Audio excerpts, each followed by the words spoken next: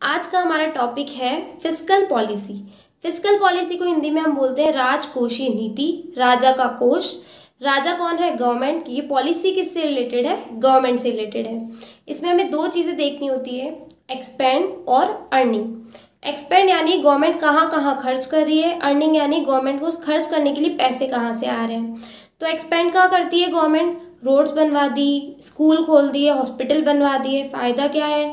Road बनवा दी तो लोगों को एम्प्लॉयमेंट मिल गया, स्कूल खोल दी एजुकेशन फ्री हो गई, हॉस्पिटल खोल दिए तो इलाज मुफ्त हो गया, ये फ़ायदा है। अब ये करने के लिए गवर्नमेंट को अर्निंग कहाँ से होगी? तो अर्निंग होती है गवर्नमेंट को थ्रू टैक्स। टैक्स होते हैं दो तरीके के, direct tax and indirect tax. Direct tax जो गवर्नमेंट डायरेक्ट लोगों से ले रही है वो होता है इनकम टैक्स, जो इनकम पे लेती है। जिसकी इनकम ज़्यादा होती है उनसे टैक्स ज़्यादा लेती है, जिनकी इनकम कम होती है उनसे कम टैक्स लेती है।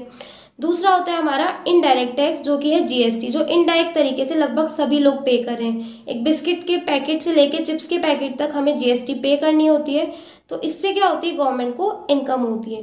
अब होता क्या है, गवर्नमेंट की इनकम जो है वो कम होती है और एक्सपेंडिचर हमेशा ज़्यादा होता है, तो गवर्नमेंट को क्या हो गया? नुकसान हो गया।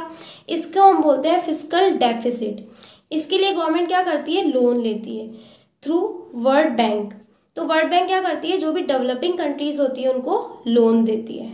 तो ये है हमारी फिस्कल पॉलिसी। Thank you.